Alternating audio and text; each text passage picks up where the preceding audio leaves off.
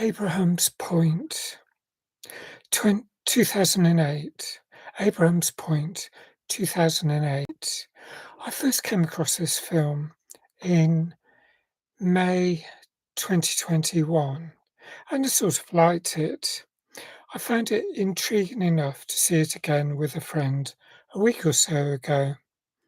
It stars Mackenzie Crook,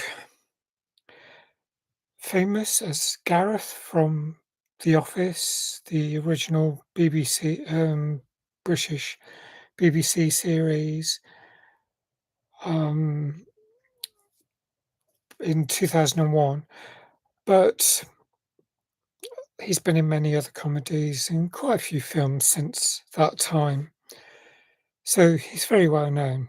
Um, he's he stars here as Comet, a fairly young man, 30s, I think. And that name, Comet, very curious, but I think that's by design. His full name is stranger still, not exactly pleasant. And it gets remarked upon a lot by the other characters. Um, and he has a suitably haggard look.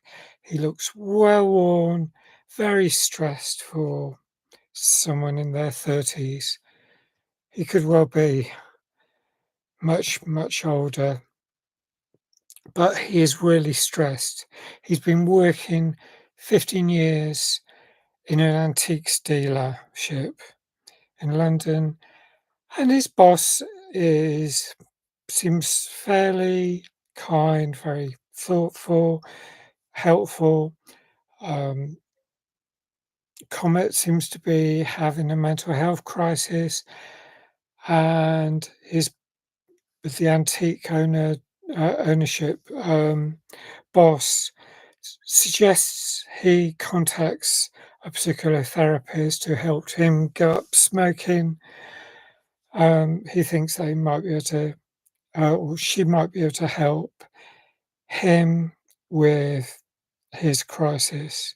And she seems to be perhaps a hypnotherapist, and she talks him through his hallucinations, his dreams, his nightmare, and they seem to involve a lot of water and being stuck tied to a chair in the sea, and it's fairly awful.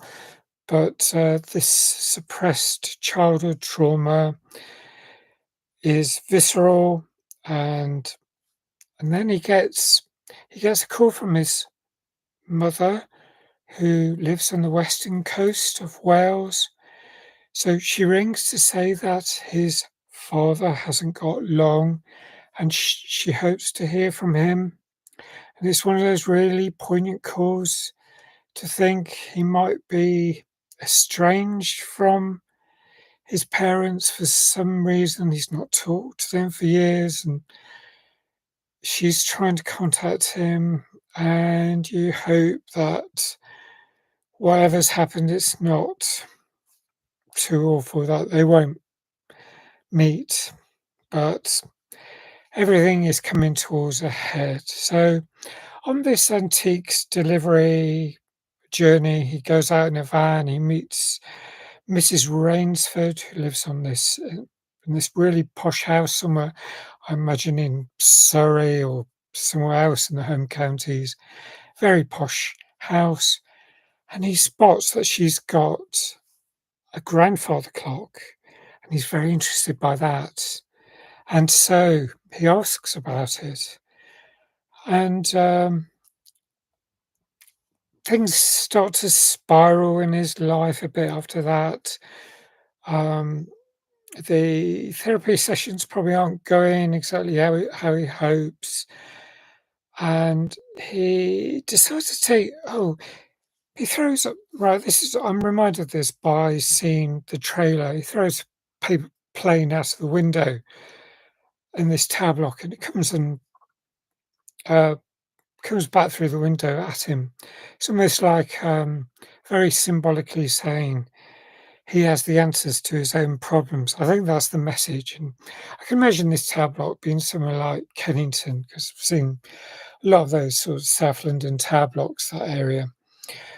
But it reminds me when I lived in a tower block in Dalston, and I was thinking, well, it looks like he's going to take the bull by the horns, but is he too late? Because he contacts Mrs. Rainford again, Rainsford, um, and the clock's already gone, and he might need to go to auction, and things definitely start to spiral.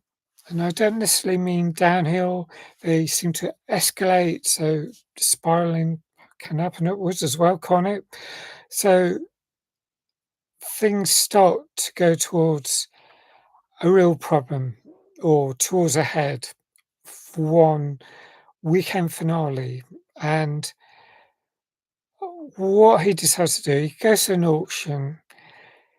He he decides on taking action, which I mean, what he says at the auction, I mean, he's got the wrong end of the stick. He makes a mistake. He, things seem to what he does. You think that the police will be after him, and well, of course, police aren't, especially nowadays, aren't available to do much. It seems, but you hear the police sirens in the background.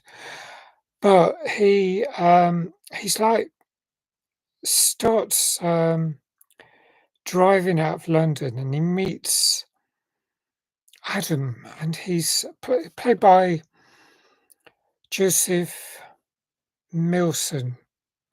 And gosh, he's a quite a character. Oh, blimey, he he's oh gosh, what is he? He's a sort of he's played by Joseph Milson. Um, he's a sweet-toothed, overconfident kind of chap, bit of a spiv. Don't know if that's a phrase nowadays. Bit of a wheeler dealer, not exactly trustworthy.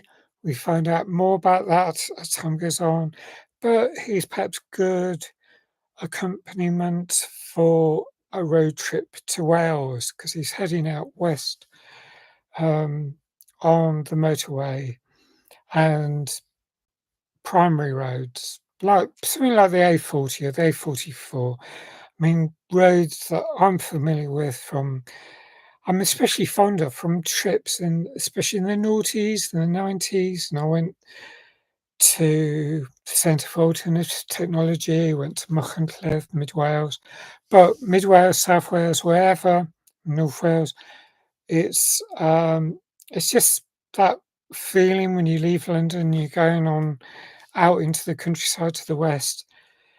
It's quite a beautiful feeling, and there was that feeling really. It was evocative, I found, and it's a nice bit about this particular story. I thought it's what captivated the spirit of this film, but not everything is good. Um, I mean, they go to they stop in hotels, lay-bys, pond swimming. Um, the things happen that I mean, there's like the um, comet comes across a walnut walnut art installation, sort of hippie camps, the sort of things that do happen in remote Wales, um, and Welsh countryside's quite a place of enchantment. If you just go on a trip and you can discover all sorts of things going on down country lanes, remote areas of Powys. Um, oh, I love it, but um, he's getting these flashbacks. Comet is obviously worried, and the catharsis isn't exactly always helpful. Um, but more comes out in these flashbacks. The beach, he does eventually get to the eponymous place and a final resolution, when explaining exactly what happens. And it doesn't all necessarily make um, complete sense. It's more feeling, I feel. I mean, it kind of makes sense, but I was just thinking, would you be able to carry a grandfather clock? I guess it depends where you lose the car. Okay, the car gets, you can see in the trailer, the car sort of goes rolling off a hill.